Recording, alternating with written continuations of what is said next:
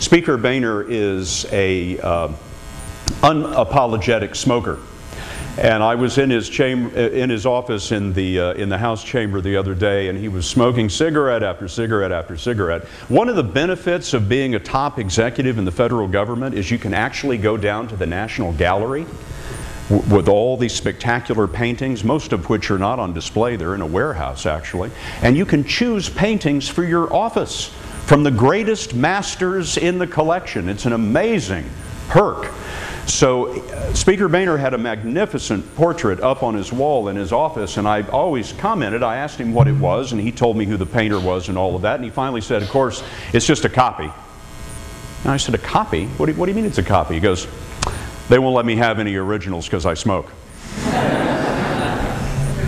So they make photographs of these great masters, they blow them up, they frame them like originals, and they put them up in the Speaker's office. The House is strictly non-smoking, but somehow that word has not reached the Speaker's office. He smokes them one after another. It's an amazing thing. When I asked him why the House and the Senate seem so opposed to getting anything moving forward, it's left, right, and never forward, he said, you have to understand, the founders created the Congress to be a body that doesn't work well. That's what they wanted. They didn't want politicians in Washington to be able to run away with the ball and do anything they wanted to do with the rest of the country. And so therefore my job as Speaker of the House is to try to make something that's designed to work poorly work for the country. And it's a really frustrating thing to be Speaker of the House, without a doubt. I was talking to the President about these issues as well, and I always ask a President, every time I meet him, I always ask him the first time I meet him, do you like the job? That always causes them to pause for a moment or two. Never had a quick answer. And the President looked around and he said yes, and then he put his hand over the microphone on his lapel and said, except for the Congress.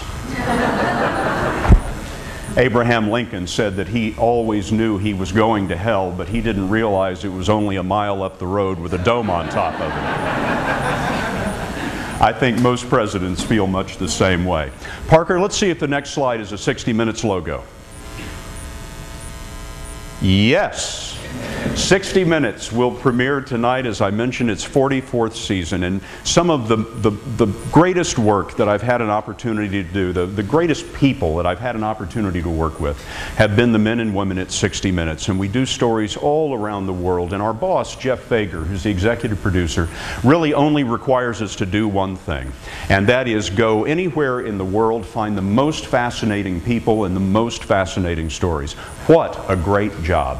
All of you who are involved in communication studies as students, let me tell you, this is a great way of life. To be able to go around the world or around the country or around your state and find the most interesting people and tell the most interesting stories. One of the things that occurred recently that we'll all remember was the spectacular disaster of the Deepwater Horizon in the Gulf of Mexico a couple of summers ago. That was the big oil drilling platform out there that suffered that catastrophic explosion that killed 16 people and ended up unleashing the biggest oil spill that this country has ever seen, the biggest accidental oil spill that the world has ever seen. We wanted to cover that story in the early days, and we wanted to try to help the folks at home understand what happened, what caused that terrible disaster. And we met a gentleman by the name of Mike Williams. Mike Williams was the chief electronics officer on the Deepwater Horizon on the night of the explosion. And he was important because as the chief electronics officer, he knew the whole ship. Because these drilling platforms are like the space shuttle. They are the most amazing, most sophisticated kinds of rigs that you can imagine, all computerized, of course. Well, he was in charge of all the computers, and he knew how everything worked on the whole ship, from propulsion to emergency systems, etc. And we sat down with Mike about a week after the disaster, still with a scar right on his head here from where he was injured. And he sat down to tell us on 60 Minutes all about it. Parker, let's roll that. This is the Deepwater Horizon rig. Look at that. Imagine being on board. They were just finishing the well in the Gulf of Mexico. They were going to be off that well in 36 hours. They were putting the final touches on it so they could get off of that and move on. This was the safest rig in the world. It had the best safety record in the world at the time that this happened. The first thing that happened when the well failed, and this is 5 miles below them. Imagine, 5 miles below the surface, the well fails and methane gas comes shooting up the pipe stem into the rig. The very first thing that happened was that gas began to spread out on the deck because it's heavier than air. And the giant engines that create all the electricity for the Deepwater Horizon start sucking that gas into the engines. And so the engines, instead of taking air in, are taking in methane gas. And so they rev up on this extra fuel at a speed far higher than they're designed to sustain. And that's where Mike Williams picked up the story for us. He's in his office on the deck, monitoring the systems as this all comes to pass. Parker? I hear the engines revving. The lights are glowing. I'm hearing the alarms. I mean, they're at a constant state now. It's just beep, beep, beep, beep, beep, beep, beep. It doesn't stop.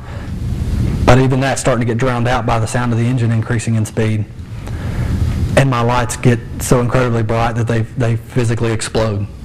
I'm pushing my way back from the desk when my computer monitor exploded, and I reached for the door to exit my shop. These are 3-inch thick steel fire-rated doors with 6 stainless steel hinges supporting them on the frame.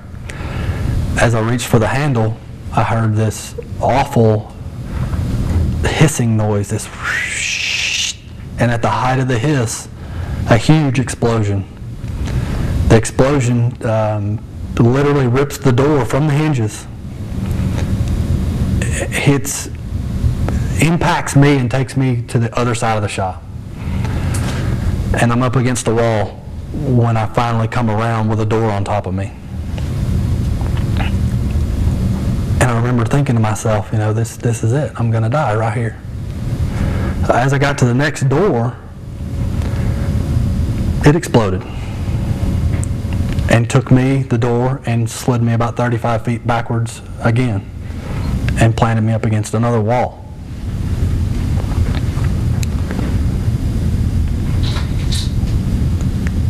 At that point, I actually got angry. I was mad at the doors.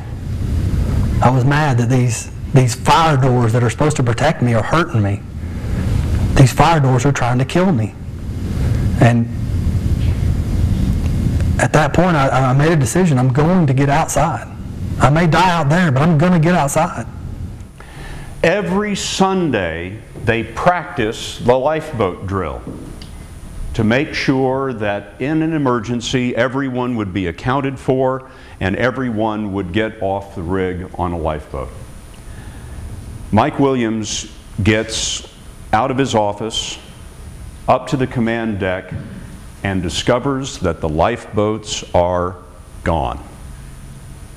He and several other people have been left behind. He meets another crew member, a woman named Andrea, and they are standing on the edge of the Deepwater Horizon in that inferno that we just saw. Parker?